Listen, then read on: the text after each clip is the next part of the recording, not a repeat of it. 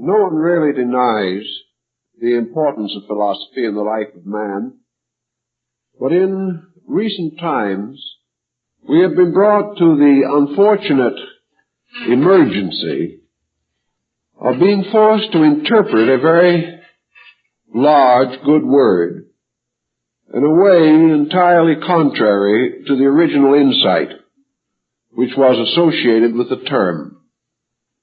We think now of philosophy as some kind of a formal instrument of thinking, and that this instrument some way lies outside of ourselves.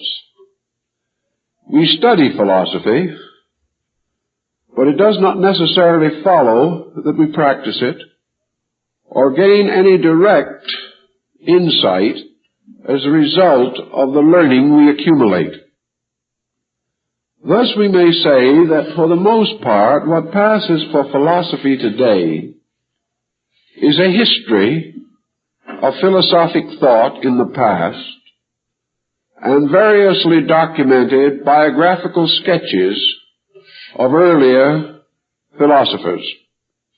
When you read a story of philosophy today, you read principally an account of persons, not of ideas. And these ideas that they do have are associated directly with these persons. So we think of the philosophy of Hegel, and we call it Hegelianism. We think of the philosophy of Thomas Aquinas, and call it Thomism.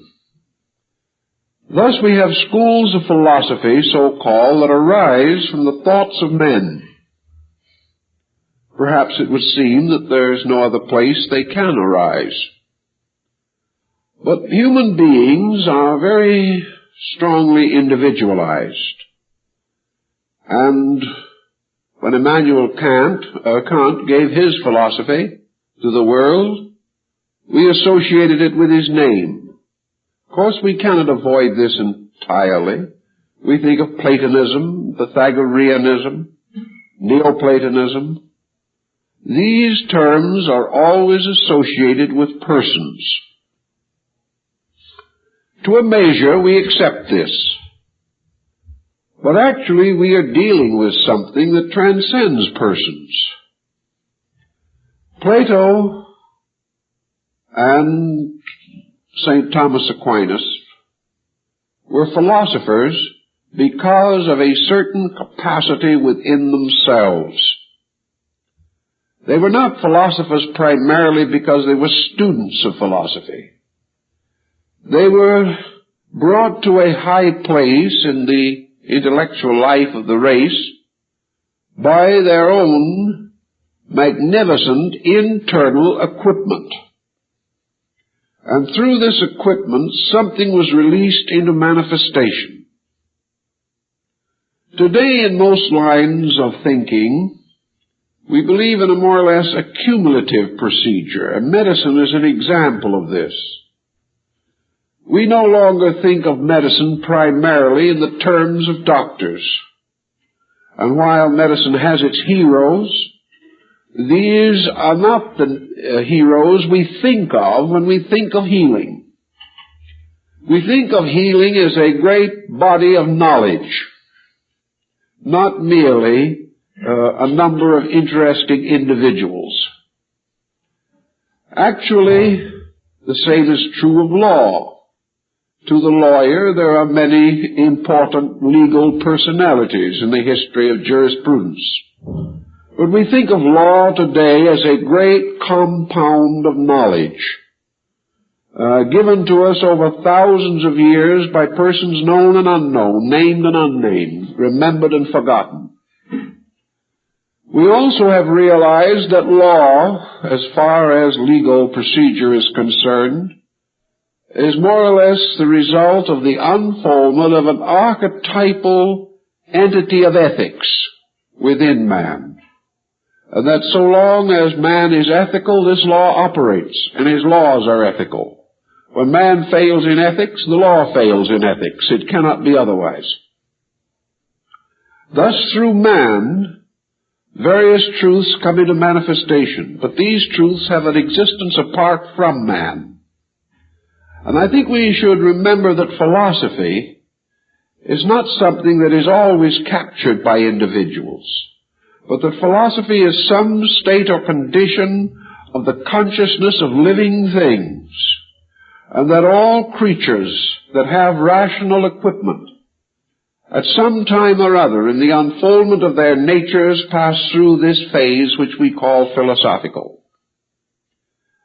We find that as maturity comes upon the individual in physical life, that certain changes come in his attitudes and his approach to life, that he begins to take on greater responsibilities, and that those interests which were sufficient for his childhood are no longer sufficient to dominate his activity. We do not think of maturity in terms merely of people who have grown up. We do not think particularly of Platonic maturity or Aristotelian maturity. We think of people growing up everywhere, in every walk of life, in every condition of consciousness. And I believe that in the course of time we must learn to approach philosophy this way.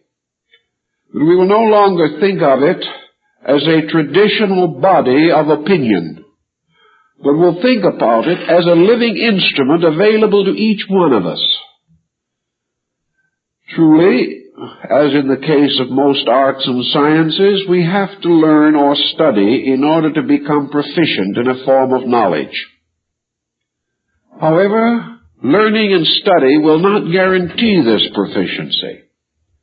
To all outside instruction must be added the internal factor of ability, or the individual must be recognized as having an aptitude for a kind of learning. It may well be that the musician will never have an aptitude for philosophy, or it may well be that an actor will never have an aptitude for law or medicine. But it is very definitely true that all human beings have a certain degree of aptitude in the use of their minds. And philosophy, therefore, is a method of culturing the minds and thoughts of men. I think we must outgrow the idea that philosophy divides into these schools, and that we are only philosophical to the degree that we align ourselves with one of them. Just as today we may think ourselves religious because we belong to a certain church, and doubt the religious integrity of another person because he belongs to a different church, today we have this same problem with philosophy. Those who follow the Kantian school of philosophy look with great suspicion upon the followers of Leibniz or the followers of other systems. They hardly speak the same language. So when we are thinking of philosophy today, we are thinking mostly of these great dominant systems of European intellectualism, which have dominated our way of life for many centuries. We are thinking in terms of allegiances to doctrines, and philosophy has become a vast and complicated doctrine, divided into innumerable sub-branches and divisions. These divisions being further divided and enriched by continuing contribution, so that even in this age in which philosophy is far from prevalent, we still have minor schools rising, such as, for example, our friends the existentialists. They constitute a philosophic group largely based in the philosophy of futility. This building of these schools causes us to say that philosophy comes to the person who spends a certain number of years studying the thinking of a certain person or school of persons who have lived at some past time and who have evolved within themselves a doctrinal structure relating to life and have interpreted universal existence according to a formula. If we accept this formula, we belong to their school. If we do not accept this formula, we are not welcome in that particular environment. So philosophy again becomes a selectivity among various formulas. If we find a formula that is rather pleasing to us, it is like finding a pair of shoes that somewhat fits. In this we feel a great achievement, a great victory. We are not likely to question as to why our favorite might have been wrong, or nor are we inclined to wonder why he didn't study other systems, which he never mentions, or if he was thoroughly aware of some of the systems that he denounces or criticizes. We somehow, therefore, come to think of this philosophy as an available mass of opinion or belief or conviction, not perhaps entirely amateurish, because it has passed through a series of processings through able minds. And we have confidence in the philosophy because we have confidence in the ability of the thinker who gave us that particular system. It's all authority, it's all tradition. Now, we are not attacking the validity of either of these, but I think it results in a situation that is not favorable for the development of a philosophic era. The first thing you have to have in modern philosophy is an exceptionally good memory. If you are able to remember the essential elements of a system, you can probably gradually work up to a PhD. This remembering of a system does help in some respects, but it gives us the victory of having remembered. And having finally received our diploma, proving and certifying that we have a good memory, we then promptly forget about the whole thing, unless, by some chance, we decide to be a professor of philosophy.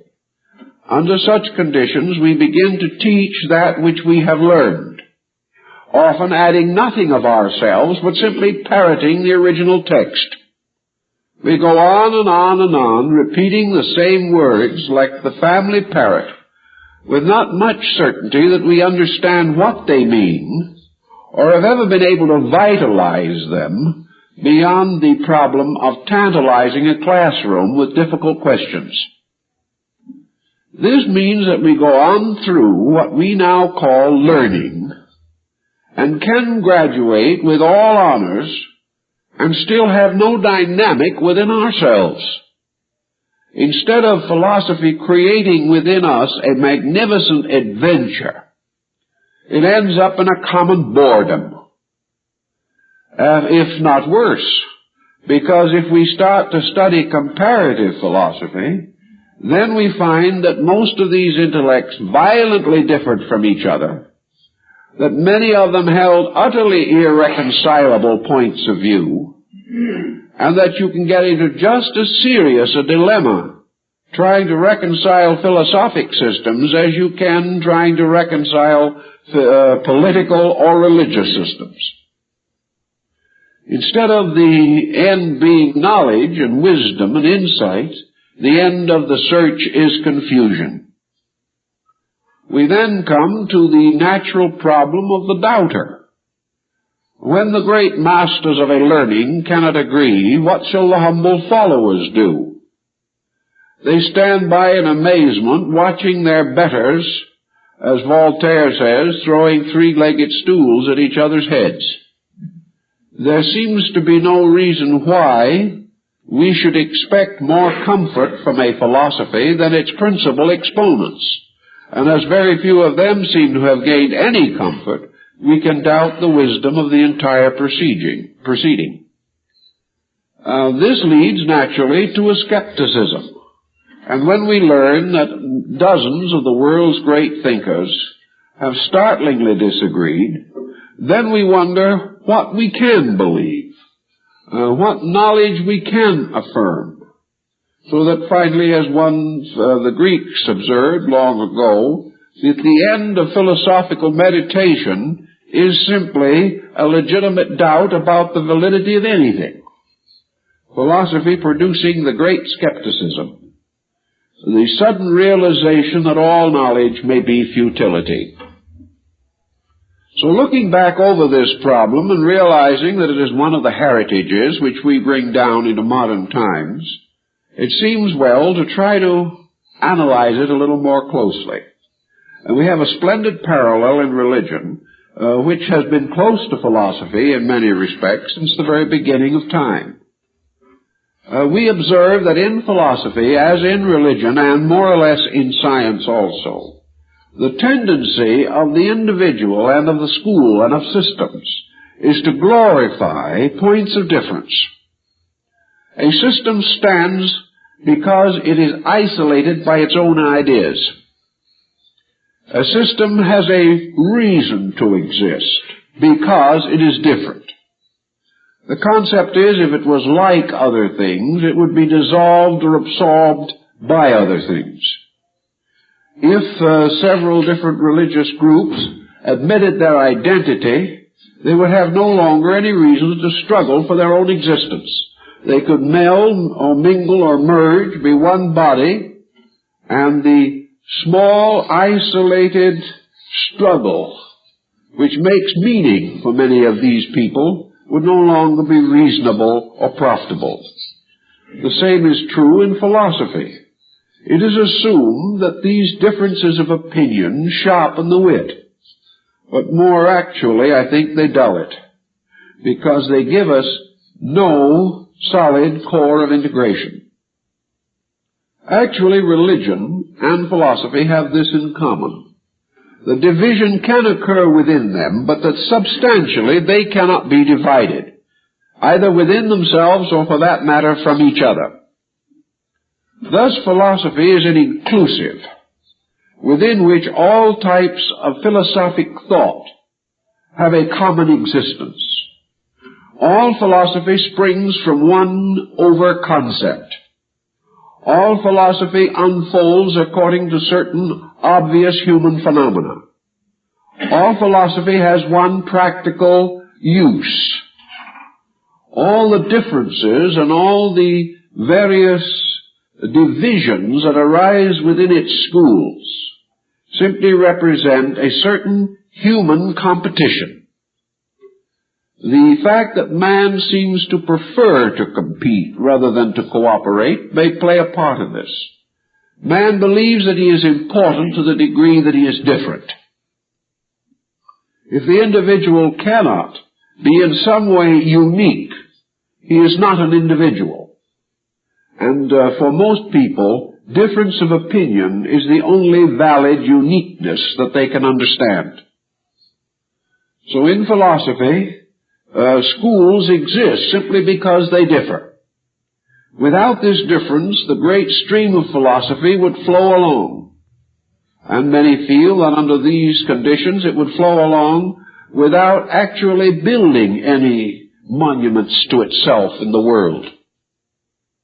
That actually these monuments stand as markers of the victory of ideas over other ideas, whereas really they should stand for the unity of ideas that have arisen throughout the history of the world. Today we can no longer afford this luxury of endless argument and debate concerning something which most people today have concluded that nobody knows. And therefore that philosophy has become highly passé in the popular thinking simply because the average person can find no use for it. He finds that there's absolutely no way in which he can go down to the grocery store and get a cut of meat cheaper because he quotes Aristotle. In fact, if he suspected of so much learning, they were probably to double the price on him. Or feel that he is so absent-minded they can cheat him and he'll never even know it.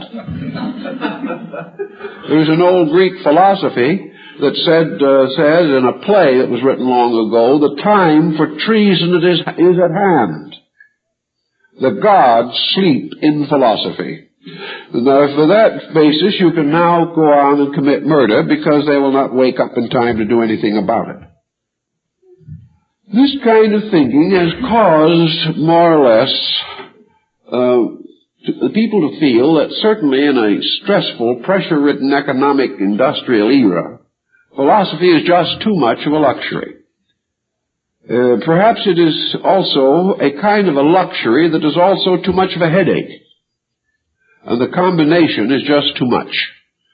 And unless the person is planning a career as an educator in philosophy, he is very likely to neglect the subject. And he feels that he can neglect it with impunity. It isn't going to mean anything to him one way or the other. The chances of his meeting a philosopher during his lifetime, very small. The chance of selling him anything, very much smaller. Consequently, why specialize the field? This attitude probably had its best correction in Western thinking in the time of the Neoplatonists of Alexandria. Perhaps among Western scholars, the Neoplatonists were among the first, certainly, and the strongest, to point out that philosophy is not a doctrine at all. Philosophy is a way of conduct. Philosophy is a code of action. It has nothing to do with abstract speculation about infinities. True, philosophy can speculate.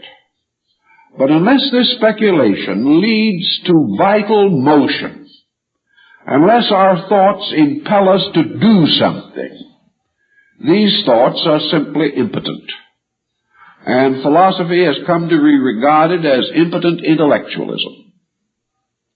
The philosopher, enriched by maybe 8 or 10 years of specialized schooling and study, stands like the common man in a daze in the presence of emergency. It hasn't touched him. It hasn't given him this inner strength with which to create a useful life. The Neoplatonists and some others among Western thinkers, including the Gnosis, took the attitude that, to a measure, science is a kind of food for the objective mind. Man taking science into his mind, working with it, comes out with electric toasters, automobiles, synthetic fabrics, hormones, and antihistamines. At least he comes out with something. And according to the label on all the packages, these medications are effective, except in approximately 1 case out of 100. And in that case, you may get side symptoms. These side symptoms may include anything from your hair falling out to dropping dead. But that means that you are not one of the 99 who will respond favorably to this particular medication. You are the black sheep, in other words. But when all kinds of ideas go into philosophy, and somebody spends many, many years learning to be a philosopher, what comes out? Well, perhaps it is fortunate that no histamines do come out. But what else comes out? Usually, absolutely nothing. The individual does not build better mousetraps. He does not do anything that seems to cause him to be admirable or venerated. About most you can expect of him is talk. And most of the talk does not make sense to anyone else, and sometimes we doubt if it does to him. So there is this lack of productivity.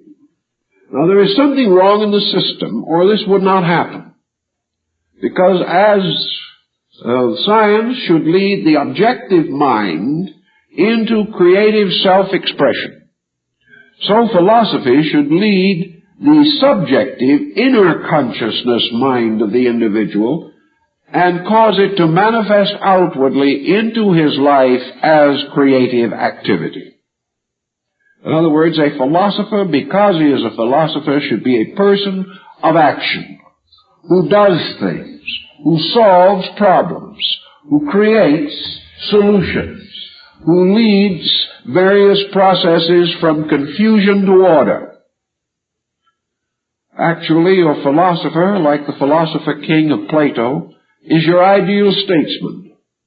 He is your ideal counselor, your ideal legislator. He is the ideal person behind nearly all forms of specialized knowledge. Yet today we have the specialized knowledge and nothing much in the form of philosophical insight behind it. And we have the specialist in philosophy whose vision seldom leads to new and useful improvements in our way of life. Thus, instead of awakening or arousing the psychic life of man, philosophy acts as an opiate upon it. It dulls it, puts it to sleep in abstraction, or creates for it a mysterious internal neurotic life of speculation and contemplation, an imaginary world into which the individual may flee to escape the pressures of factual circumstances which he does not wish to accept. In this type of keeping also philosophy becomes the doctrine of evasions, by which the individual with a little logic and less reason is able to clear himself of all responsibility for his own conduct and to blame the world for all the misfortunes that occur to him. Thus philosophy, in this way, is not much use to us in preparing a new way of life for our modern time. We can no longer simply build upon the academic systems of philosophy, any more than we can build firmly upon the creedal systems of theology, or again upon the complete scientific methods which are arising in this area of knowledge. We are not finding what we most need, and that is a moving force within ourselves to impel us, to direct us, to lead us in courses of right conduct. While it isn't always apparently convenient or the best thing to do to go back and discuss people, because we have tried in a sense to point out that we cannot confuse people with ideas. But we have to a measure, because history has done it to us. It has given us a vocabulary with limited words, and it has forced us to the use of simile and similitude in order to express our own meanings. So therefore we can go back into philosophy in this sense. And while we cannot say that philosophy is identical with any philosopher, we can say to ourselves, what manner of person who has been a philosopher best exemplifies the fullest expression of philosophical method? In other words, what has philosophy most accomplished for those most accomplished persons who have accepted it as a way of life? Well, I think we have a good example of this type of insight in Socrates. Socrates was certainly not a pacific dreamer. He did not sit around dealing out abstractions to a few chosen patricians. First of all, Socrates had the reputation of annoying more people than anyone that ever lived in Athens. This was healthy, at least. He was out making himself felt as a force in the life of his people. Socrates also had a wonderful reputation for being a brave defender of his city. When the time came and the Greeks had to go out to war to protect their commonwealth, Socrates was in the front row of the army. When the enemy saw him there, they divided and went on each side of him. No one wanted to face this doughty soldier. Socrates was also a man of extraordinary self-discipline. For in part of his guard duty, it is said that he stood motionless, barefooted in the snow up to his knees for 24 hours. This is a pretty good test of something. In other words, this man had begun to discipline himself. We know that he was very clever in the argument and debate, that he was ruthless in his attack upon hypocrisy and subterfuge, and that he also was a person of such grave courage that he cheerfully and willingly chose death before the compromising of his convictions. Philosophy had done something for this man. Some will say this man did something for philosophy. Perhaps both may be true. But here we have a person to whom great learning gave not an impotence of character, but a tremendous impetus to power.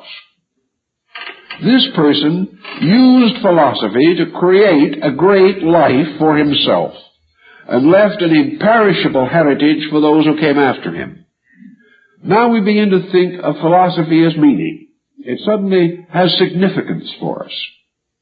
And we check others of similar abilities and similar dedications. And we find that philosophy in its best form, in its living form, has always strengthened the individual against the uncertainties of his time, rooted him in reasonable and rational convictions, protected him from fanaticism, superstition, and fear, and overcome in him that other strange impotence which arises from ignorance.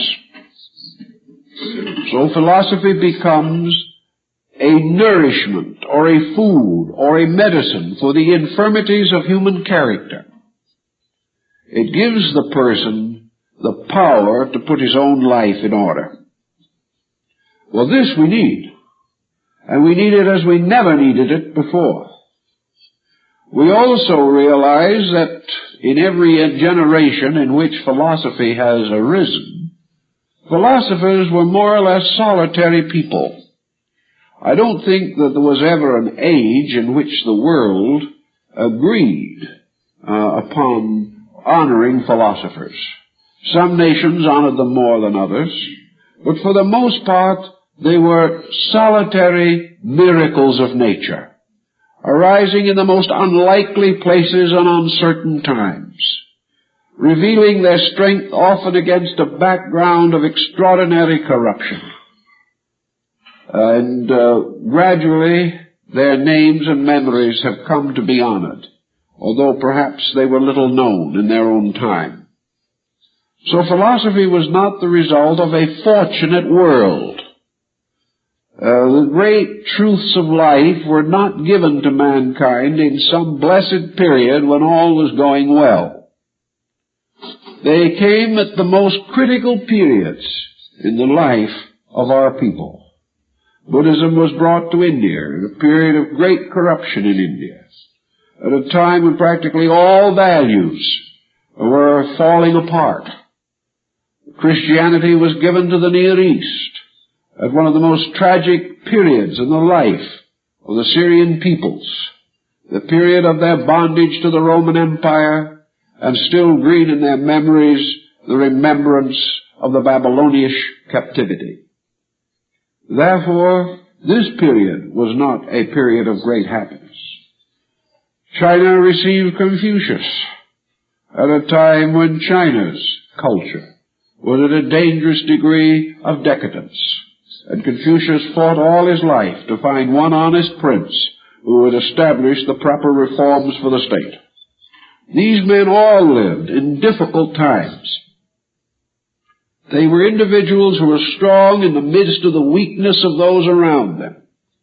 They were not the products of Social Security or old age pensions. They were not the product of the policy of the 4-hour day or the 3-day week. They were not the products of extraordinary luxuries, of unusual opportunities. When most of these individuals lived and flourished, there was no such a thing as a public school. These individuals learned, perhaps from wandering or itinerant teachers, or because of their own abilities and peculiar powers, were apprenticed to some scholar or teacher for his instruction.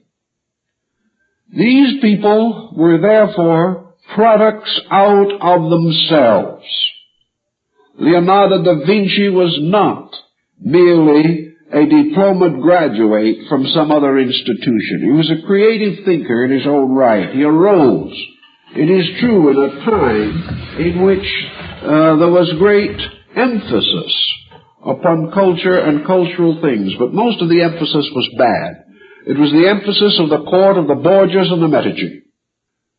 Leonardo rose as a great human being, and in his genius was apparently parentless and without forebear or even cultural sire. He was a tremendous force in himself. And this has been true of great philosophy wherever this mysterious power has revealed itself. It is not something that has been communicated from one person to another until it finally died of boredom.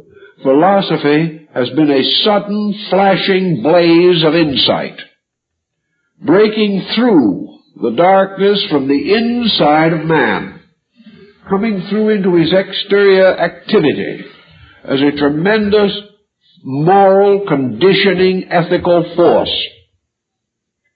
This is what we are striving to reclaim or rediscover in our time. And we do have a great deal of ground upon which to build, but unfortunately no one much is building on it. Other lines of thought have become the fads of the hour, and it is impossible to build a great system of ethics upon a fad. It has to be built upon a long, enduring concept of value.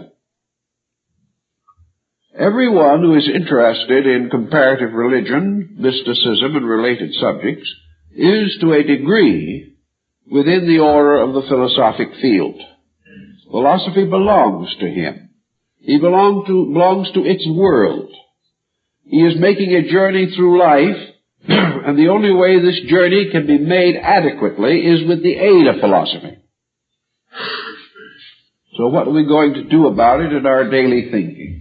How are we going to start in our modern world to determine what is good in philosophy? I think we have several choices, but these choices are all of them based upon something that moves in us. Philosophy is not something which we can fully accept merely by acknowledging it mentally. We can say to ourselves, I have read 20 books on philosophy, and I think this is the best one. Therefore, this one I will now accept. And as a result of that, I would like to be known from this point on as a follower of that system. And regardless of what other people think or other people like, from now on I'm a Cartesian. I am a follower of the philosophy of René Descartes. This is wonderful, but it dies there. If we are extremely literate, we might do a new book on Descartes, which means that we will pick out quotations from older books, put them together, and write a preface. Because actually Descartes said himself what he wanted to say, but no one has been allowed to let it rest there. And there have probably been thousands of people who told Descartes, in the form of books, what he originally meant. And the chances are he would not recognize any of them. But this is what we do. But we are now a Cartesian. And we look around us to see what difference this has made in our lives, and we see no particular difference. We still have the same appetites for breakfast. We still have the same trouble with our neighbors, and we are still rather unhappy in our employment. These things haven't changed. We get tired, worried, and frightened just as we did before we called ourselves Cartesians. So we have a new name for something. For what? Well, simply for a nominal allegiance. Some time ago, before the war, Japan was in a spot of this kind. It was beginning to develop a little international trade, and it wanted to do something to kind of build up good feeling with the principal markets. So it was brought before the Diet of Japan as to whether or not Japan would become a nominally Christian nation. Some Japanese got up and pointed out that there were nominally very few Christians in Japan, that this might present a slight problem. And the Oriental, with a naivete that was worthy of anything we can produce in this country, and that's pretty good, pointed out that it wasn't necessary for Japan to have any Christians in order to be nominally Christian. All you had to do was say what you are and keep on believing what you had always believed. It was very simple. The whole thing was purely, shall we say, an adjustment for the sake of import and export. It might be easier to trade, you see, with other people who didn't think you were a heathen. So here's how you get to be a nominal philosopher. You believe as you have always done, but you give it a new name. And as nobody else knows what it is either, you are suspected of being an outstanding example. This means that acceptance has become the key to the whole thing. But acceptance isn't anything. Acceptance is trying to hang something on the outside. Acceptance is trying to gain a new personality with a haircut. Acceptance has something to do with putting a new kind of an appearance on things, but leaving the substance of those things unchanged. And this is where philosophy has gotten a poor reputation for itself. Actually, we can study, but when we have read 25 books and we now wait in our own minds to see which one we're going to follow, or whether we're going to be followers of Rene Descartes or good old Bishop Berkeley and his tar water, the question that now arises is, which code of conduct do we expect to live by? This is a tricky question for most people, because they have a perfect solid intention to live by the same code they've always lived by. But it will be nice to gain a little intellectual luster and a high polish. But it's not going to affect what they do to any marked degree. There is a belief if you study it long enough it may sink in, but most people don't live that long, so that it doesn't sink in.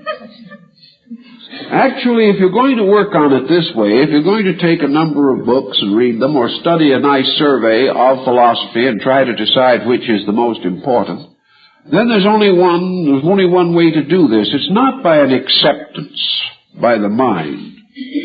The question is, if you're quite still and quite quiet about the whole thing, which of these different things you have read creates the greatest sense of aliveness inside yourself?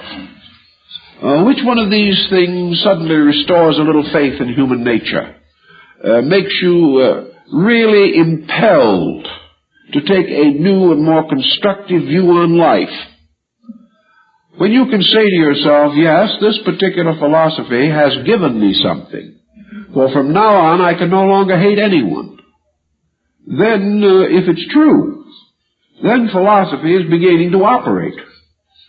Or if an individual who has been rather fanatical and bigoted in many of his points of view says that he has found a philosophy that shows him that he was wrong, that he is admitting that he is wrong, and still more important, he has ceased doing that which he knows now is wrong, then philosophy has become a dynamic. Then philosophy is changing the person from inside himself. It has converted his consciousness, not his intellect. It has touched his emotions, by which he feels a new sense of value. It has given him a more rational group of sympathies about things, about persons, about ideas. If this has begun to operate in him, we know then what Plotinus meant when he said to the young man who came to him, "Make philosophy thy journey." Life is a journey. And this life journey is most important if it is a journey in philosophy to philosophy. If it is a journey toward greater enlightenment. If a philosophy enables you to suddenly say to yourself, "I am ignorant," then this philosophy is good. It is doing something. But if after reading all these philosophies you reject all that do not agree with yourself and say, well, there's one thing that's certain, dear old Bishop Berkeley agrees with me. He must have been right. If we take this attitude, we're totally lost again. So philosophy has to be something that awakens a sleeping respect for value within the person, so that having accepted it, he can no longer be the person that he was prior to this acceptance. That for him truly philosophy is a new birth in time. It is a dropping away of an old self. It is a metamorphosis. It is the caterpillar truly building its cocoon and then breaking forth again as the radiant moth. It is a reintegration of life around a dynamic that is valuable to us. Now, what is the primary dynamic in philosophy? Well, the great purpose of philosophy, which like all ultimate purposes transcends the capacity of any man in his present state of consciousness from achieving that purpose, but its great ultimate goal is that man shall know truth. That beyond everything else, the most important thing in the world is truth. That the truth of a thing is much more than the fact of a thing. We think we know the truth when we say that water runs downhill. This is a fact, but not a truth. A truth has to be much bigger than this. It is a fact that we have alternation of day and night, but this is not a truth.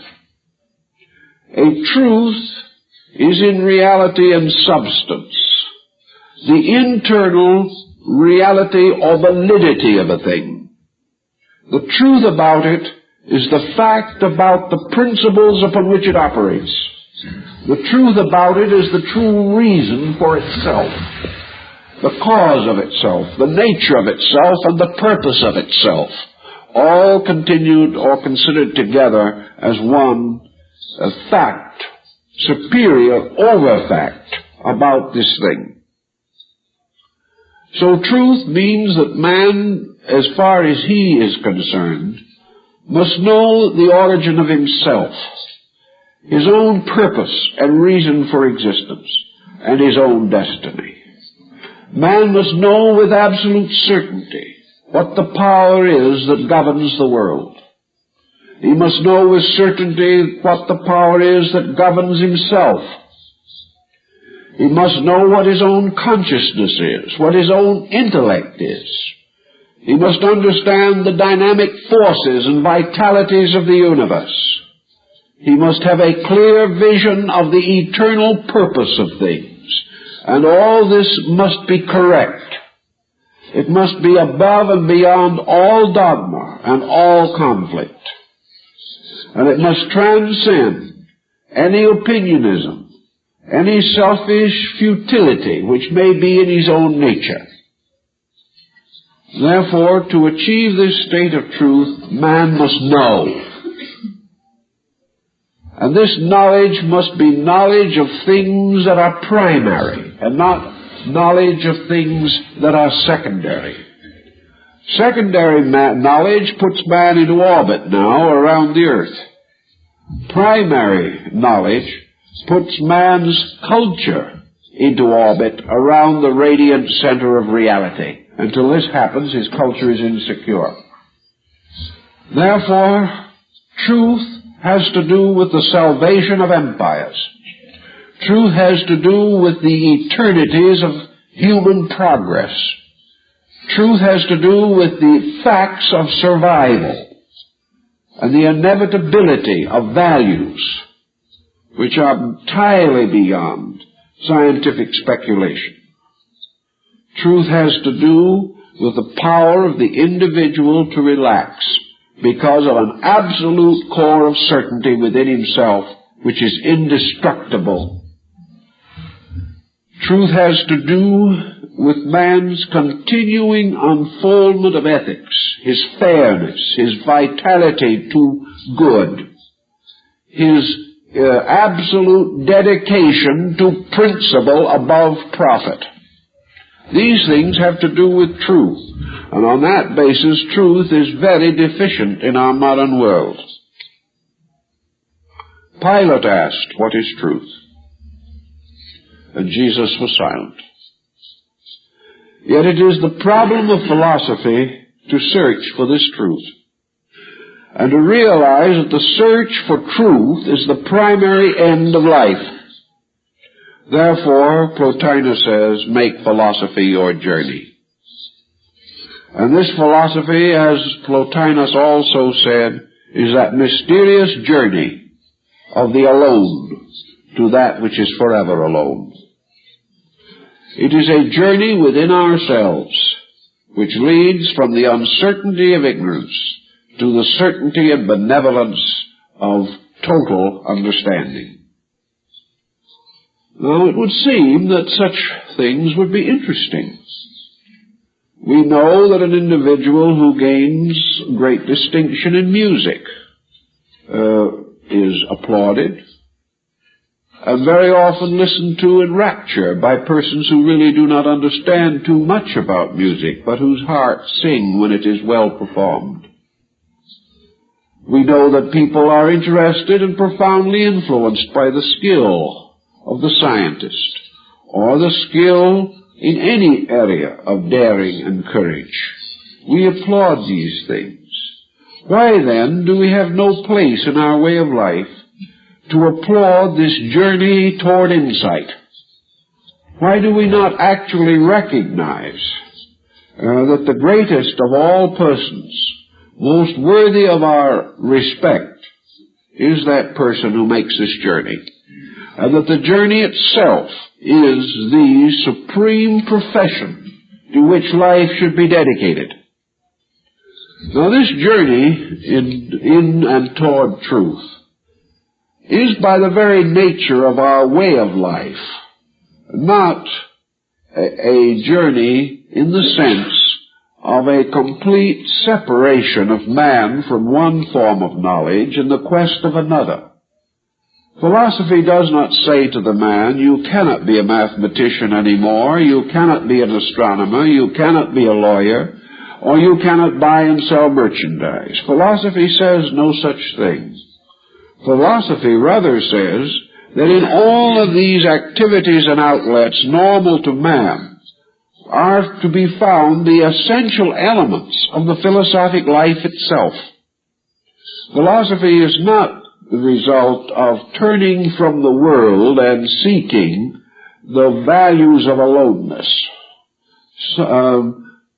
Philosophy is a lonely search because it represents an individual moving from a very strong interior motive through a world that does not understand this motive or appreciate it. But actually, to be the true philosopher, the individual must be universally informed. There is no philosophical maturity that can result from bigotry, or from prejudice, or from the restriction and limitation of interests. The individual who lives most becomes wisest. There is no great virtue in escaping life. The virtue is to move through life, accepting it on its various levels according to its true worth, and then moving through these experiences into the maturity of the power to experience within ourselves.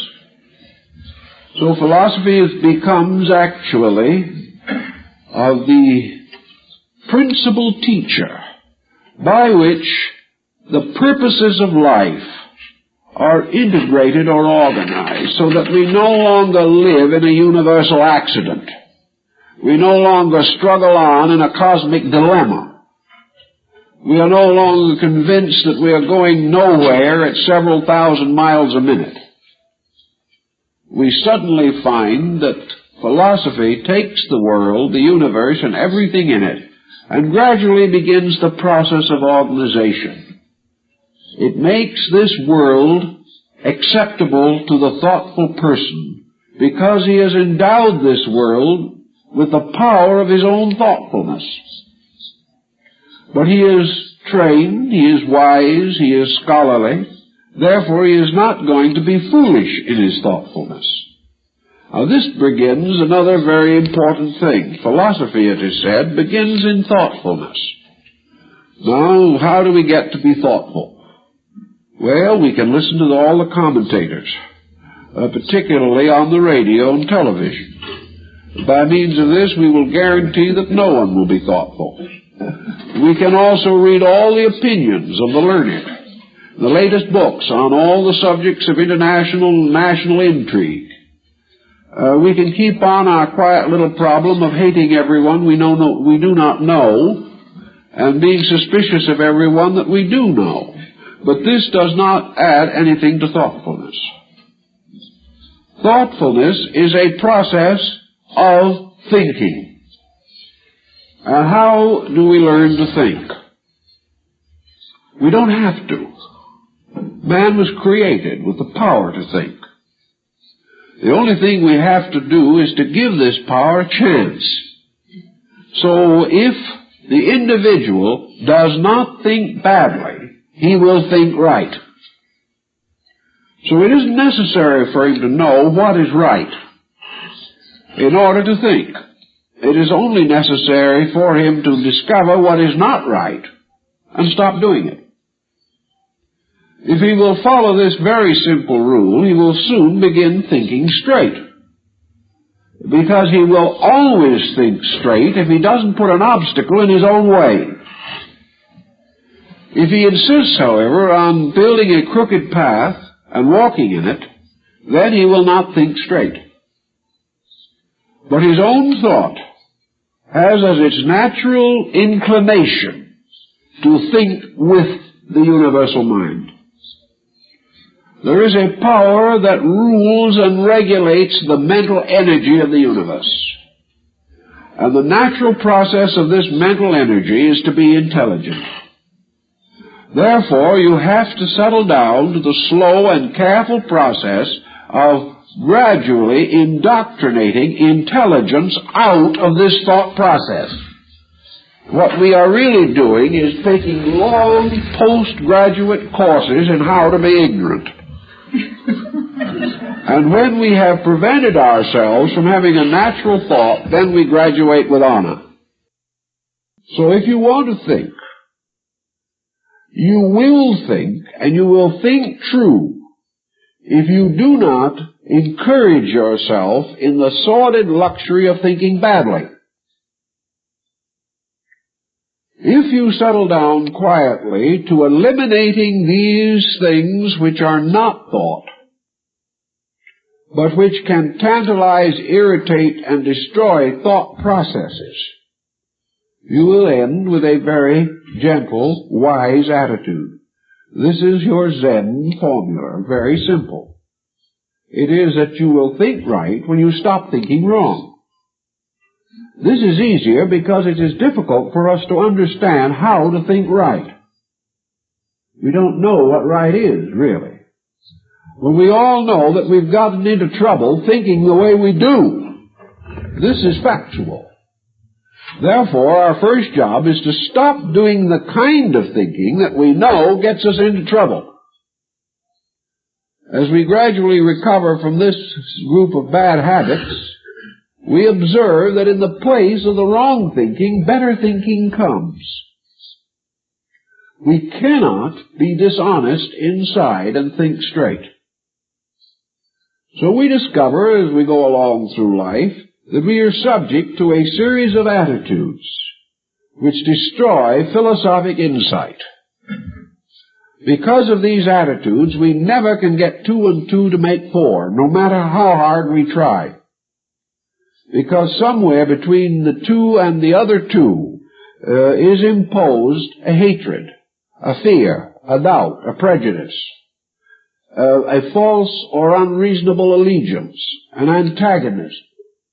And as a result of that, our thinking is bound to go bad. The individual who is an atheist writes a book on atheism. It is of profound interest to other atheists and to no one else, because he has written from a position in which he is no longer able to think straight. He is only able to think such thoughts as atheism will permit to arise in his own mind. He has made atheism the keeper of his mind. Therefore, it will never testify against itself. But had he taken the opposite viewpoint, the same mind would have served him just as enthusiastically. It is his own position in the pattern. So if we want to start thinking reasonably straight, we just simply stop thinking in ways that are not straight.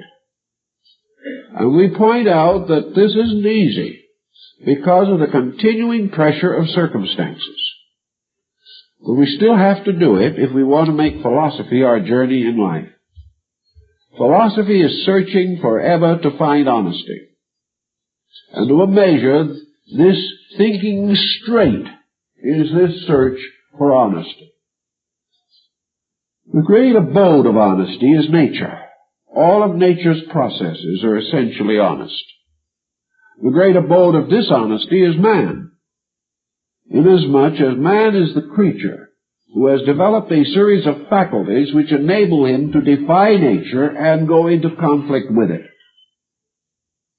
So man can sell man a bill of goods, but man can never sell it to nature. Nature continues to be itself and to perform its own works in a complete and dedicated honesty. To make, then, philosophy a vital force in a life without going into systems of philosophy, the main point is to realize that there is actually no system of philosophy.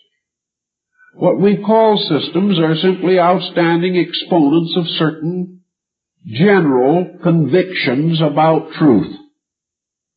And some of these exponents undoubtedly were better informed than others.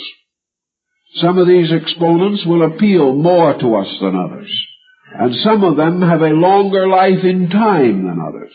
Now, there are many philosophers who flourished 300 years ago whose ideas and opinions would have been of very little value to us in the last 25 years. They belong so completely to a time, to a system, to a concept, that as that time, system, and concept perished in limbo, their significance as thinkers ceased also. There are miles of books in the great museum libraries of the world that will never be read again, because no one is concerned with their contents. What little truth might be in them is so drowned in words that it is easier to search elsewhere. There are other philosophers who, having greater insight, have gradually been justified by time. And so out of the past, we recognize those whose appeal to our day will be very limited, or who have only certain special contributions to make. We also recognize there were some to whom perhaps we are just beginning to come into understanding. They have already lived long before, but their thoughts still transcend the present and go into the future. So we look around us to find the kind of thoughts around which to build a way of life. We use the thoughts of these people to the degree that they are helpful, but we do not need to feel that we must cling to their boundaries or their syllogisms or their dichotomies and things of this nature, because we are going to move gradually out of these arbitrary concepts. We do have two great schools of philosophy, East and West. Both of these schools represent man's conditioned reaction to unconditioned values. And as man changes, his reactions will be different. But the values will be ever the same. Values do not change. It is only man's ability to accept, use, and interpret values that changes. So that man today will take the same principles, but he will find a contemporary usage, or will restate them in other words, sometimes fortunate, often unfortunate. But we do have certain concepts which we call philosophical, that do endure, and that do continue to be meaningful, but only meaningful if we can get them inside of our own consciousness, get them in where they will start to work, rather than merely to regard them like great scenery or the marvelous antiques of a gallery, as something to be seen and to be left behind. In searching then for these contemporary things, we know what philosophy can do or must do if it is to make a contribution to our way of life. We are past that golden age of the philosophy of the child heart and the child mind. We are past those simple days when philosophy was very largely an application to the most common incidents of human existence. We have come into a highly involved, highly complicated civilization in which every common sense fact and principle is deeply and cunningly concealed. Thus we have a different kind of world, but our problem remains the same. We all know today that our problem is essentially an ethical one. And ethics is one of the branches of philosophy. Thus our great need, philosophically speaking, today is ethics. And how are we going to get this new foundation in ethical conviction? The first thing that philosophy points out is that a need always bespeaks a lack of something. When we get in a position where our cause becomes desperate, it is because we need something that we do not have. Or perhaps, by reverse, that we have something that we do not need. But actually, the primary point is that we are in need. Every individual in an emergency is a person in need. He may have money in the bank, but he is still in need. Consequently, an emergency can only be finally solved by the meeting of the need which caused that emergency. So we look around us and we say, what do we need? 99% of people believe that they need happiness. They don't have it. Or they do not have it with any sense of security. Another group feel that they need peace of mind. Another that they need peace of soul. Still another group feels that they need health. Many people feel that they need sympathy. They need understanding. They need friendship. They need the confidence of other people. They need to increase their own confidence. Some feel a pressing need for increased earning power. Some need relief from sickness. Others need relief from the tangled circumstances of their own mistakes. But everyone is more or less in need. When that need becomes generally manifest, then that which is needed becomes most generally necessary. If there is then a common need, there is a great common answer that is most necessary. All the things that we indicate that we need today, all of these exist because of the lack of adequate internal integration. All the things that we really need to make ourselves happy must now, as always, come out of ourselves. Nothing imposed upon us can solve any of these problems. Efforts have been made. I know people who have complained for years that if they only had a friend, life would just be a song. Finally, the friend came along, and in a few weeks, this individual managed to transform them into an enemy. The friend didn't solve anything, because the friend was only a symbol of a need that was inside of the person. When he got a friend, he didn't even know enough to keep that friend, and lost them and added to tragedy. The individual who says, all I need is enough to retire on, well, we know his story. He never has enough. The individual who says, if I could only have this, I will be happy, is unhappy before it's delivered. He has a new thing that he must now have in order to make him happy. And so it goes.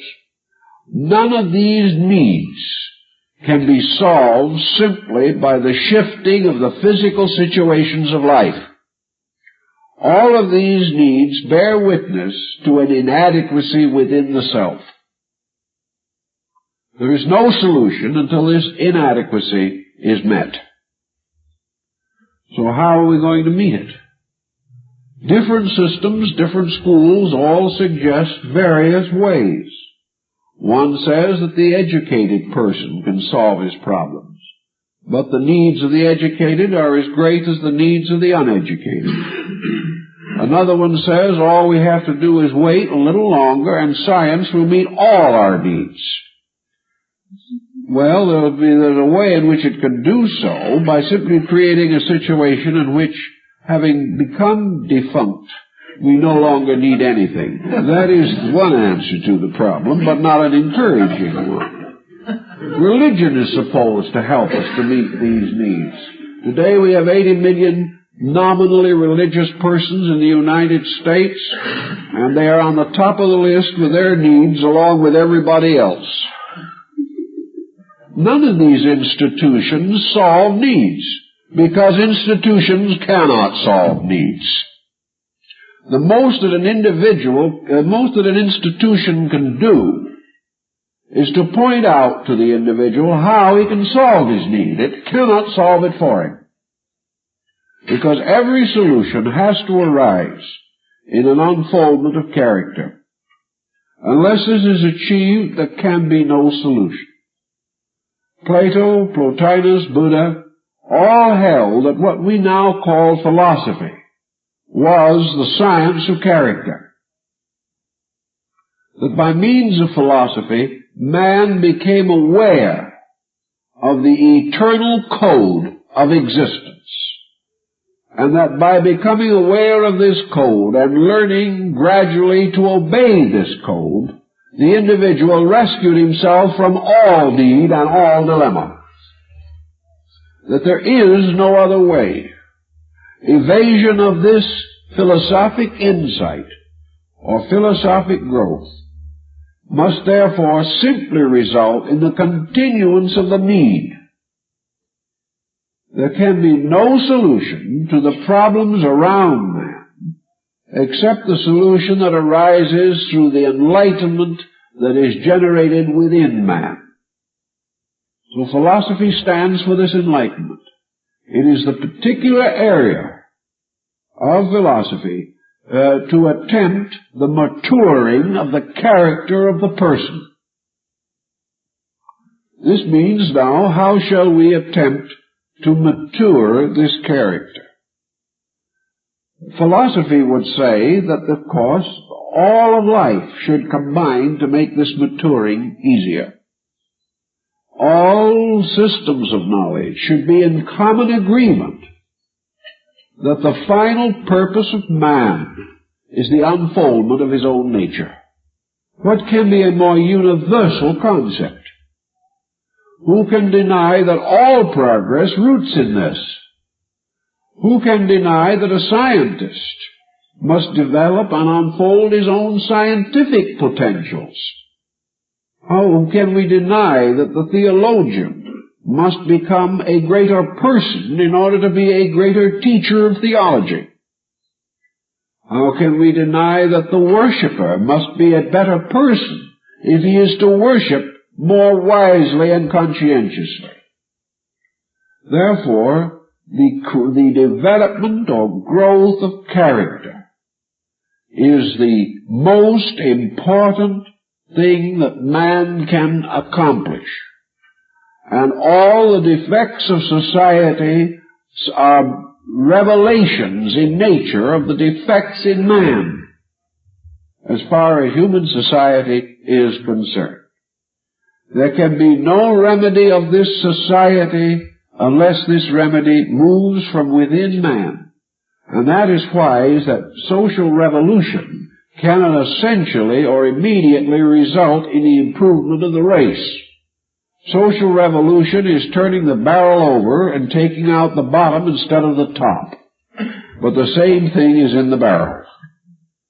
And social revolution only assists to the degree that it contributes to human experience, and that perhaps after centuries of this struggle, we then finally accept the inevitable fact that the end of all progress is the development of human character. If this is true, and education could not deny it, although it makes little of it, why are we in this difficulty? We're in this difficulty because every institution that is necessary to enlarge and promote the advancement of character is under the control of individuals of inadequate character. Therefore, these individuals neither know what is necessary, nor would they have the courage to achieve what is necessary. Thus, the very instruments necessary for the fulfillment of our character needs are in the keepings of individuals who are unable to use these instruments for the purpose that was intended. This means that instead of being able to start at the parent's knee in the mystery of the growth of character, the individual has to start after he leaves school, where schooling will not bestow it. This perhaps is part of nature's evolutionary procedure. Thousands of years ago, when man was less mature, actually, psychically, than he is now, well, while we are confused today, we are confused on much bigger and better things than our ancestors were, and that means that our confusion is more perfect and more colossal. But actually, we have a greater capacity, a greater developed potential than we have ever possessed before, and that is why our mistakes are becoming increasingly dangerous. But there was a time when man was practically like an animal, and the shepherds, the priests of the temples, the old philosophical guides, the initiation and ritual systems were institutions in the physical world. They took young and promising candidates, indoctrinated them, taught them, brought them up, and made them, we might say, the custodians of their own culture. This has disappeared from our way of life. There are no longer any convenient sanctuaries where we can turn with certainty for essential enlightenment. This, however, probably is good. It simply is telling us, in our quiet way, that we're supposed to be able to take care of this ourselves by now. That the individual is given the greater opportunity and the greater inducement, the greater reward, which will result from making these decisions as a result of personal need. But we are all suffering from the same problem that children in school suffer from. A child going to school and studying with its classmates manages to maintain a certain score or average simply because of the pressure of the group around it. Take this child out of a compulsory educational system and let it try to study by itself when it pleases, and the child will get nowhere. Even the adult seldom does.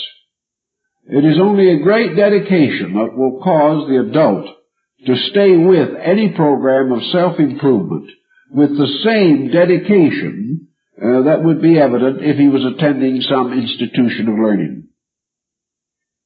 So it is harder for the average person to discipline himself than to be disciplined by a formal structure existing around him. But in the search for value today, in the search for this necessary thing, each person has to take over the job of his own education. He has to come to the conclusion that there are these needs and that he will do something about them. If he doesn't come to this conclusion, he will drift along and die in the same needs he has now. After a while, his complaints will no longer be heard, but this is not the sign of his spiritual victory, but the victory of the mortician. This means that we go out of this life and cease to irritate others, but in all probabilities continue to irritate ourselves in the hereafter. Unless these needs are met, there is no solution. Somewhere along the line, philosophy has to move in upon each of us. Perhaps it is the rather simple idealistic philosophy of Emerson that moves in. A very gracious New England philosophy. But a philosophy that had a great deal of real value in it. Because it was a philosophy of a dignified human being living a dignified existence. It was a philosophy of an individual who not only dared to be an individual, but found the experience not only a gracious one, but others around him found it also quite gracious. Here Emerson was studying Indian philosophy, yoga, Vedanta, and the Bhagavad Gita, at a time when certainly his neighbors in Concord, Massachusetts, didn't know what it was all about. They all said that Dr. Emerson was a strange one. They always referred to him as a strange one. His servants thought he was still stranger. His family was never very sure about this rather austere, tyrannical, but highly benevolent character that lived among them. He was just a strange one. But when his house burned down, the whole town got together and rebuilt it for him. They liked this strange one. He was a kind of a nice, interesting, friendly problem. He was always something to talk about, and he didn't care. When they were talking about him, they were leaving some less fortunate soul alone. So they rebuilt his house for him. And he lived in the quiet shade of the family elms to leave a wonderful heritage of quietude, of benevolence, of mature thoughtfulness, and to really be the leader of this great Emersonian group that represented some of the finest men and women of letters that our country has ever produced. But it was a gracious kind of understanding that was built upon an acceptance of universal law and a little quiet Hinduism sifted through Unitarian theology. It was a beautiful mixture. But nobody at that time knew enough about either Hinduism or Unitarianism to know that either one was not orthodox, which was a delightful situation. And Emerson remained an enigma, just a strange one. But his strangeness has enriched our way of life immeasurably. If we could always be just a little of this graciousness and the strange one at the same time, we wouldn't have many enemies, and if our house burned down, some would probably try to help us build it again. This philosophy does not actually make people dislike us. It may make them wonder a little bit, but if we are gracious about it all, don't parade a lot of knowledge we never attempt to apply ourselves, we will be accepted, even enjoyed, be a cherished source of conversation, and perhaps will leave behind a heritage of value to others. But we have to start somewhere. And to start in this philosophical journey, the Zen theory probably is about as good for Eastern or Western man as any you can think of. The beginning of philosophy, then, is to sit down and think a few simple things through. Thinking them through with the mind freed from prejudice, freed from false addictions and adherences, from detachments and attachments both. And the individual can sit down and think very definitely something like this: what do I really need? Some people will say, well, almost everything. Perhaps we're afraid of old age, perhaps we're afraid of poverty, afraid of pain, afraid of sickness. These different needs all come moving in upon us. But as one old gentleman said, who finally worked these needs out to his own contentment, he said, there's one thing I finally decided after 10 years of suffering, namely that no one is going to starve to death in a welfare state, so we can relax on that one.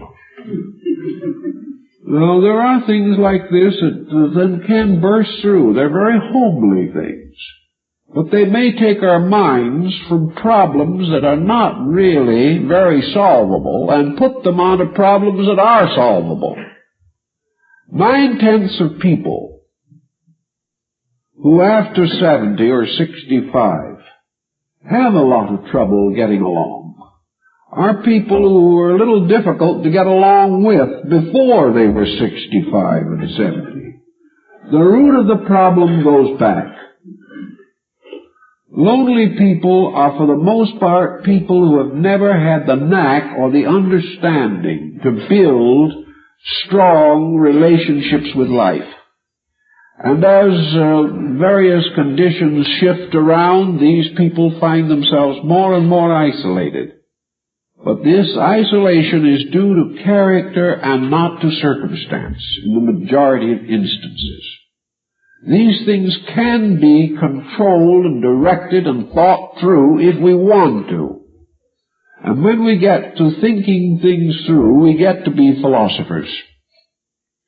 When we also add to the thinking through of things the resolution to find an answer to the problem of its immediate need, then we begin to understand values.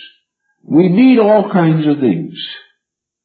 But all of this need springs from a primary need. And that is the need for personal insight, personal understanding, the wealth of personal consciousness. This is underneath it all. So we begin to examine ourselves as to how this need, this great need, is operating. The individual who has no aesthetic life, who cannot appreciate a good book, who doesn't know a picture from a scrawl, who has never read a book of poetry because, as Goethe says, he doesn't like verse that jogs and jiggles.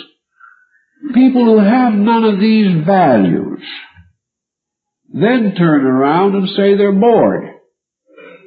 They're bored because they have no sense of the development of appreciation for value.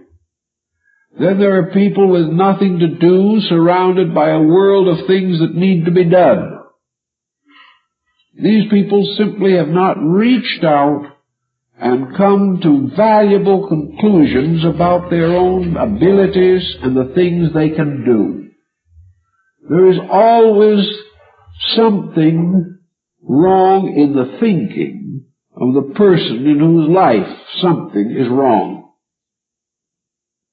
We're all going to be that way. This isn't in any way a reflection upon anyone. We're all going to pass out of here in need of something. But we don't need to need quite as much as we do. There are some common needs we could take care of. And we think of these needs only in terms of poverty. But the great poverty is poverty of consciousness. And when we are poor in consciousness, we are poor indeed. And most of us are poor in consciousness because we are poor in our deeds. We haven't gotten out and done things that needed doing. Getting down to our quietude and trying to think the thing through philosophically, we have to come, ultimately, to certain recommendations about our own conduct. If we do not, then we have simply been lying to ourselves. But if we have tried sincerely to be honest, we know there are things we are doing poorly that we should be doing better. Now, philosophy has to give us the incentive to do these things better. It has to do so because it is reasonable. Because philosophy moves the entire process of life from accident to purpose. Nothing remains left to chance anymore, and having luck removed from our way of life, we have to substitute merit. There is nothing left. So we move gradually on the merit system. We come to the conclusion that whatever we want, we must work for, and that whatever achievement we attain must result from an appropriate amount of effort directly imposed upon this project. If, for example, we say to ourselves, I would like to look forward to the last 20 years of my life being happy, well-adjusted, useful, cheerful, reasonably helpful years. This is a big thing to ask for.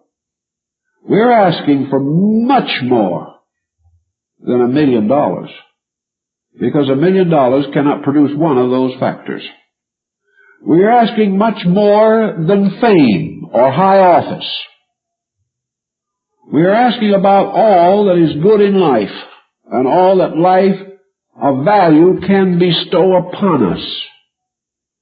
We are asking to be able to draw out of the bank the most valuable resources on earth. Therefore, we have to make some kind of a budget plan or something to get these resources. When we're buying a home, we go in debt and we pay and pay and pay for 15 or 20 years, and by the time we get it paid for, it's fallen apart. But we think nothing of this. We're buying a home. This is a noble experiment, a noble purpose. We may die before it's paid for also, but we're still buying a home, somebody's home, or for somebody. We don't know just who. But we don't think anything of going without a lot of luxuries month after month in order to make that payment, in which the first 10 years is mostly interest. How do we expect, then, to build a character without some effort to set up a system of payment? If we are willing to work hard in order to earn enough, to spend enough, to keep ourselves comfortable, how do we have to prepare to keep ourselves wise? A lot of people believe that they're born wise. The only difficulty is they're never able to prove it. Actually, we are born with the potential of building these securities we need. But if we just don't do anything about them, we will never have them. An individual who doesn't build a career may drift through 20 jobs until he reaches an age when he's no longer employable, and then he sits down and begins to wonder what happened to him. Same is true in the problem of character. An individual doing nothing with character, doing nothing to build it, drifts along until he gets himself into such a horrible problem by his own compromising and his own ignorance that there's just no way out. He is completely floored. He has never built anything, therefore he never has anything. So character begins wherever we discover we need it, and begins by setting up a regime in us which we have to live with every day. And if we work at character as hard as we work at profits, we will end up with the profits of character. This doesn't mean we neglect the other, because fortunately they do not actually conflict. No one says a good businessman has to have a vile temper. No one says that a good mother has to be a gossip. These do not conflict. Character is the building of an inner life that parallels the development of our outer life, and perhaps should lead it and inspire it. But if we want to have this happy last 20 years of life, we have to build for it. We have to start in as soon as we can. It wouldn't be too late if we started at near the end. It wouldn't be too soon if we started the day we were born. But whenever we do start, we have to work with it as assiduously as possible, giving constant, constructive, kindly, happy thought to the building of this destiny that we want. And we have to do it by enriching friendships, by building the faith of other people, by bringing into the lives of our children values so real that those children become very closely and deeply attached to us, by natural and proper attachments and not by the forceful attachments of duty and discipline. We have to maintain a certain equity in our spending, in our saving, in order that we may have reasonable probability of attaining the end that we want. We have to also increase the insight of our inner lives, so that as our physical activities become more restricted, our inner life takes over, and instead of aloneness being lonely, aloneness is a magnificent adventure in the use of the stored up inner consciousness which we have been accumulating through the years. Now some will say this is a pipe dream, but there are people who do it, and these people win. The one who doesn't win is the person who doesn't do it. So you can start at any point to begin to plan a reasonable life. And the planning of a reasonable life is the highest form of philosophy. And all that philosophy and all its academic measures can possibly provide is some help, some incentives, some enlightenments, some rules and regulations by means of which some of these things can be estimated more correctly. And most of the world's greater thinkers in philosophy have been more or less thinkers who have mingled schools of philosophy according to their own needs, forming a kind of eclecticism, a philosophy that has been called a poor man's philosophy, but one which in reality has a lot of good thoughts in it. Let's, for example, say an individual wants to know how he should conduct himself. How should you act? Well, Immanuel Kant's categorical imperative still remains as one of the best definitions of that. If you want to know how you should act, all you have to say, if the way I conduct myself became a universal procedure and everyone acted the same way, would this constitute the greatest good for all? Well, that's a good question. In fact, many people feel that it is a far truer and greater statement than the Golden Rule. Because people may not want you to do to them what they are doing to you. That's quite not necessarily a good practical notion. But if the way you acted became the code by which everyone acted, would you be happy in the system? If your conduct returned to you from everyone you knew, would you say, my, what a nice lot of people? Or would you say to yourself, I hope I never see them again? If you carry just a little story to someone else, would you like everyone in the world to be carrying stories about you to everyone else? Would you want to have that kind of thing, the way of life? If you nag a little more than is necessary, would you like to live in a world in which the echo of nagging is never missing from the hills? Would you like to live where everything is echoing and re-echoing one nag after another? If you are trying to get along at someone else's expense, would you like the whole world to be trying to get along at your expense? If you don't care for somebody and you're living with them only because it's profitable, would you like all the world to do the same thing and maybe do it to you? These are questions. And I think Kant has a rather good answer. Now that's the way philosophy can sneak into a situation and give you a little help. Schools of philosophy can say to you, here are rules. If you think these rules through, you'll probably do fairly well. Therefore, we can go to another problem of life, and we can say, according to philosophy, what is the highest virtue that a person can practice? And Socrates answers that question by saying that the highest virtue that a man can practice is to be himself, to be his real self. Now, if you say to yourself, well, if I practiced being myself, there wouldn't be much virtue in it, that tells you the answer. That unless you can be yourself and at the same time be the best person you can think of, if in being yourself you are less than virtue, then you have not cultivated the greater virtue.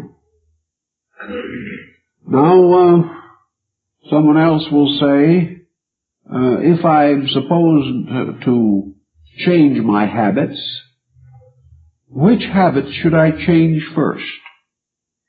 Pythagoras says, change first that habit, the changing of which will change all other habits. In other words, you can start cutting one leaf off the tree at a time, or perhaps you can try to become a more moral person by the famous procedure that was used in bobbing the cat's tail, cutting off a little at a time so it would hurt less. This procedure is what most of us try to do. We say, well, I'll get good by degrees because if I go too fast, it's going to hurt too much.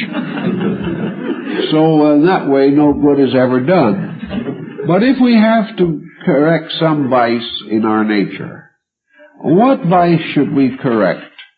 By the correction of which we will correct most other vices.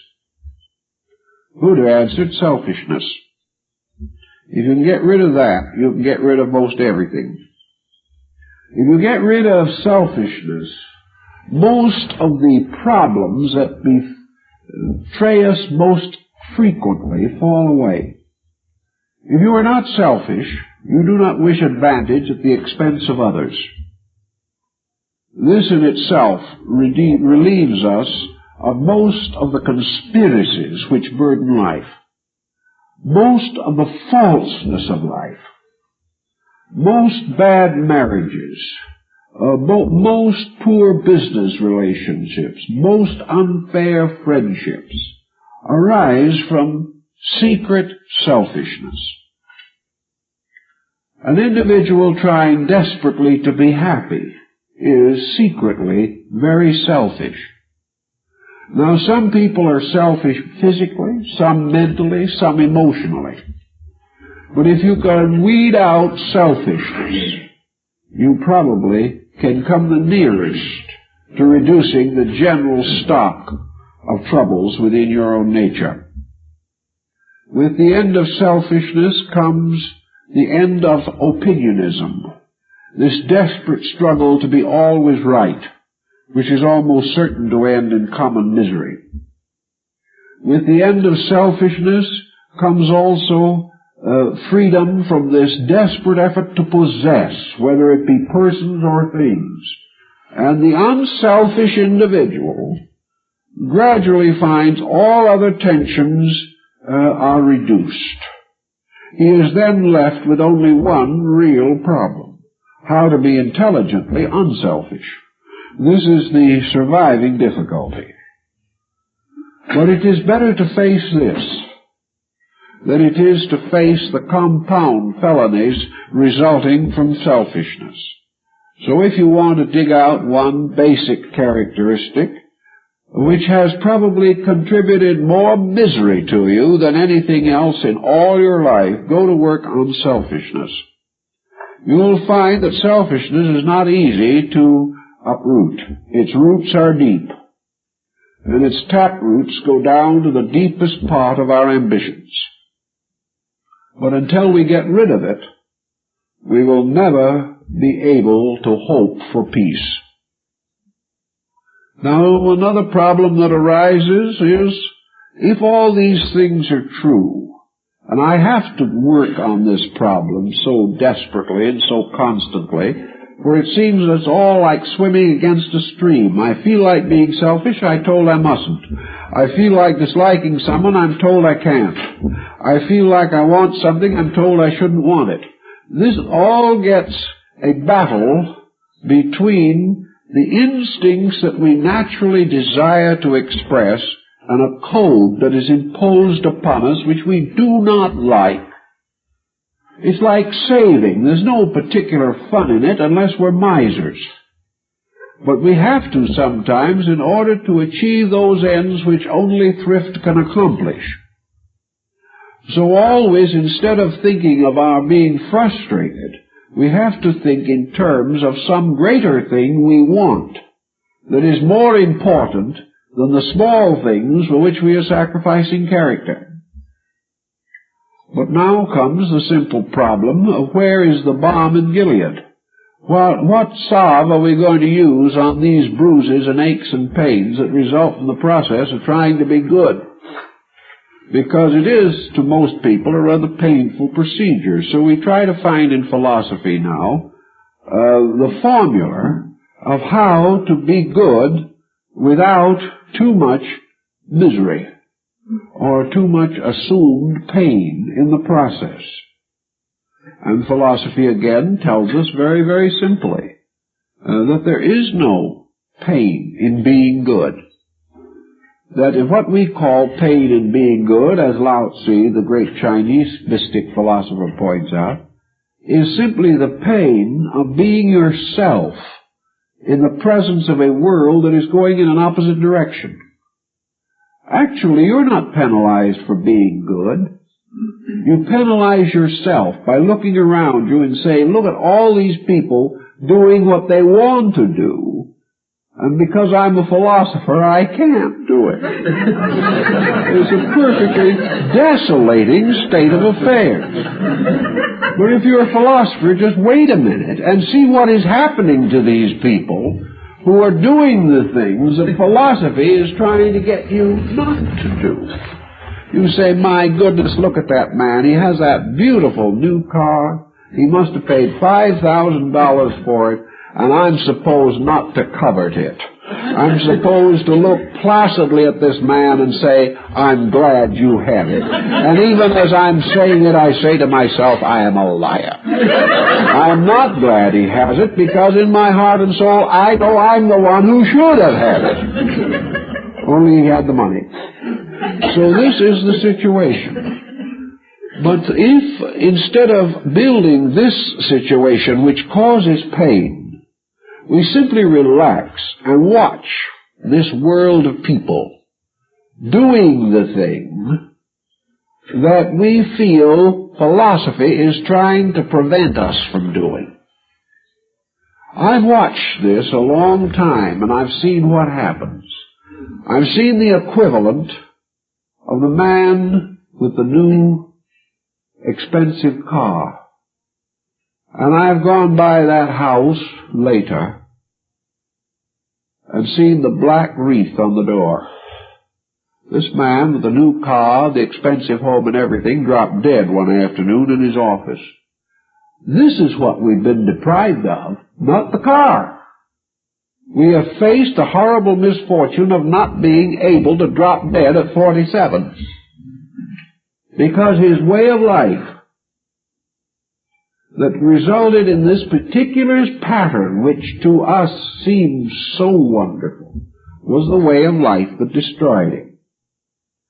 For many years, an individual lived in continuous envy of a very wonderful family living next to them. This family must have been a family of great means, because servants did everything. The lady of the house was only seen flittingly, moving from one magnificent room to another.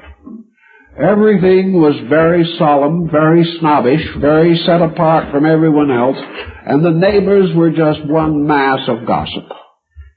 Here was an individual that must certainly be living the life of a royal princess. When the truth finally came out, the woman of that house was a hopeless alcoholic who was in delirium tremens most of the time, and finally committed suicide. The reason she never came out was the fact that she couldn't walk straight. And all the envy went up in bubbles. It is the same with everything. We look out at these things, and then philosophy says, don't envy this one frame of a large picture. Look the picture through. You will then see that the only individual to whom you can direct envy is the man of character. He is the only one who in the end will come to anything worth envying. And that person you can be.